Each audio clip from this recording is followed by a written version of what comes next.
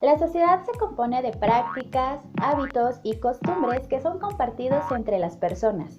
Sin embargo, ocurre un fenómeno interesante al dividirse entre mayorías o minorías.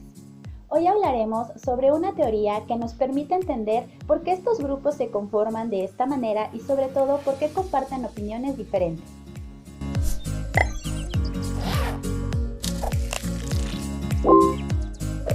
La teoría de la espiral del silencio fue una propuesta por la politóloga alemana Elisabeth Noelle Neumann en el año de 1977. Partió de la idea de que la televisión tenía efectos secundarios en las personas.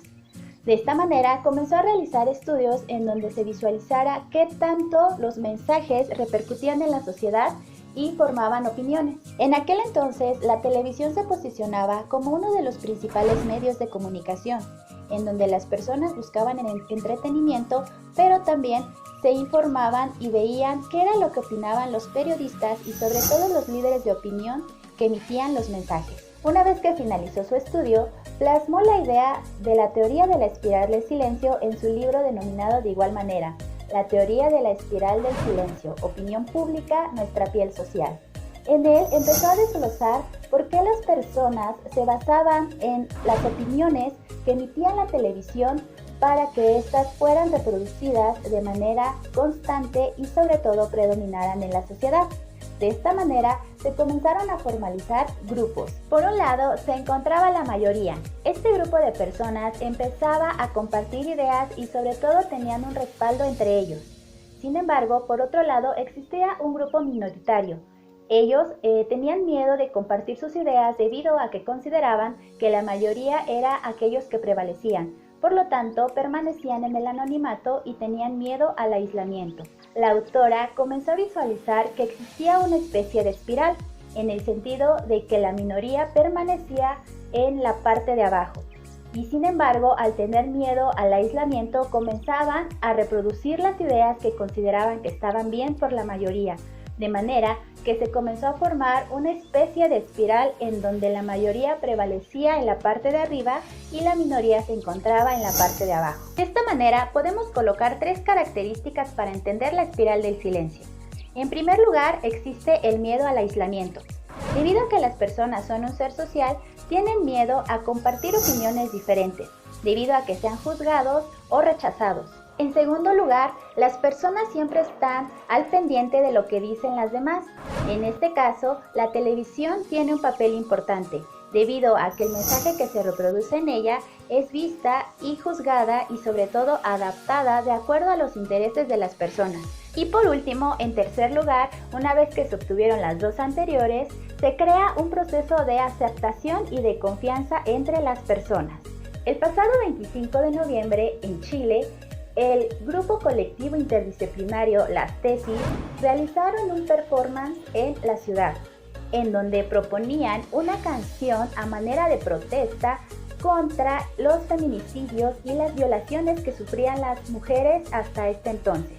Esta protesta tuvo efectos nacionales e internacionales, debido a que los países comenzaron a agruparse y sobre todo a reproducir esta canción a manera de protesta y de manifestación. Sin embargo, es importante destacar que este elemento se realizó a través de las redes sociales digitales.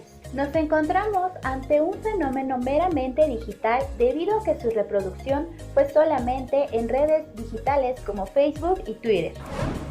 De esta manera, las personas comenzaron a tener posición y sobre todo a crear opiniones con base en lo que estaban visualizando. De manera que por un lado se encontró un grupo de apoyo y sobre todo personas que contribuían a la causa. Sin embargo, por otro lado, existía un grupo que tenía diferencias y sobre todo se preguntaba si esta protesta podría causar efectos positivos en la sociedad. Mientras existían aquellos grupos que apoyaban esta protesta y sobre todo que estaban de acuerdo con lo que las mujeres estaban emitiendo, por el otro existían aquellos en donde estaban en desacuerdo y ellos eran mal vistos debido a que eran rechazados y sobre todo recibían opiniones negativas Hoy en día, los medios de comunicación tienen un papel diferente al que existía en el año de 1977, debido a que en aquel entonces la televisión fungía como elemento primordial. Sin embargo, ahora nos encontramos ante un fenómeno meramente digital en donde pareciera que las personas comparten opiniones libremente y que sobre todo ellos mismos emiten los mensajes. Por otro lado, las redes sociales digitales se convierten en un espacio en donde los usuarios emiten sus propios mensajes. Estos son aceptados por otras personas y así se reproduce la manera diferente de pensar y sobre todo se crea una mayoría siempre y cuando esté de acuerdo. En el otro lado, las personas que no están de acuerdo son aisladas y por lo tanto rechazadas.